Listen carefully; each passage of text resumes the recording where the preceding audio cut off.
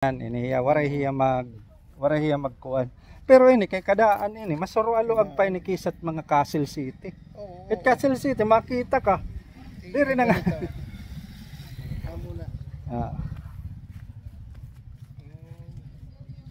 Pre-prepare na lang naman plan, then kung makalugar ka nga to para makuha mo, para mapapirmahan na ito bugto nga taga Dumaguete nga nanin bugto nga doktora. Ayo kay ka man nakangaran. Sige, okay na ito. Ang certified copy of title na lang, ang tax declaration. Certified. Submit na lang. Certified copy of title. Ano mo certified copy of title kailangan within 6 months nga dapat pag-submit. So buwas kita ma-submit, kailangan latest tanim ka-aro kananhan 6 months. Dire kung nagsobra na 6 months, maaro kahin otro. Kaya dito kakarauton kun. Kung magkuha kaya na tapos may da ka na certified, tapos anim certified di da kapahan April 2024 dire na ito kakarauton. Pero kung ano yan na Marso. Pero kung kuan nito October or November 2024, pwede pa ito karauton. Within 6 months pa man nga dapat pag-submit. Latest tira ginaaro. Kay danay tira na bibiktima nga nagsisinabit in certified, damo nang annotation, pinamalit na. Di hera na tira gimihimo, nakuha na laran latest para ang tagiya kumuha lahat latest. Para ano kung klaro. Sige, ikaw na lang naman plan, then ikaw na lang mag-message ka na haakon o haakon sekretary para kung andam na dito, makuha man plan, mapirmahan, tas di nga ni, bisan di mo lanay kadtoon, kuhaan ang certified nga ng tax deed, kung dara mo na, saka mo kadto, usa ka na lang ka-transaksyon. Para kami liwat, masubmit nam, kasubmit, tatagan taka, ikaw hinbagan transaction number nga na-receive na niya dito ha.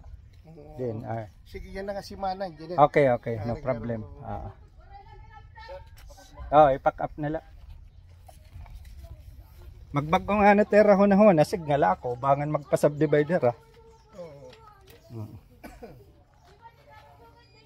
Kahit mananabuhin samtang dere ho nagamit, dakot mo chance sa magagamit ni mo access lang yung mapaparadahan yan aayusan mo man ina din kaya maupay kung ma-open di da nga kung hinatutulo di da nga mahikuan makakaparada harap pagsusugod niya dito kaya haluagay manit duha kabahin nga yung mga paradahan samtang dere ni raging giginamit hindi nga tuna sulibang kubahin pilingan paano magamahumo ka dahil yan dere kay i-advise kay tat magko-construct kung hira nga mga anak mo magko-construct iga-advise ito ira ma-construct ka kuan yan bagay pilingan taanay kay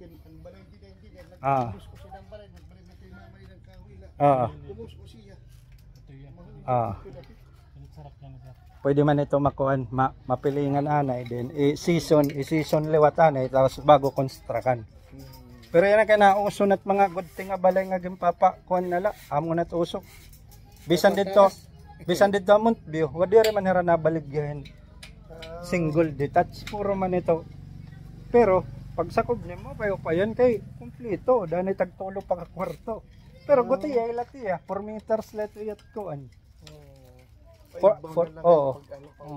Nakakahimo pa nga naram paradan ha printi kay 10 meters man ito kay 40 square meter man tot era mga unit nga dito.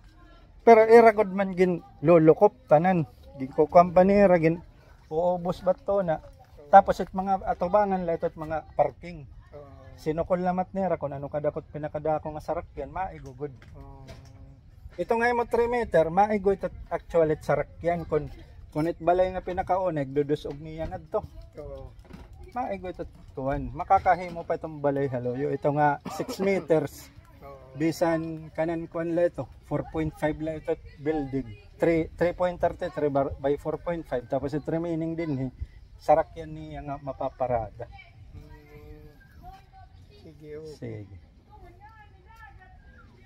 Sige. Yan ang awik. Tawag na la kung ano. Kaya papaprepare ko yung dayo. Okay.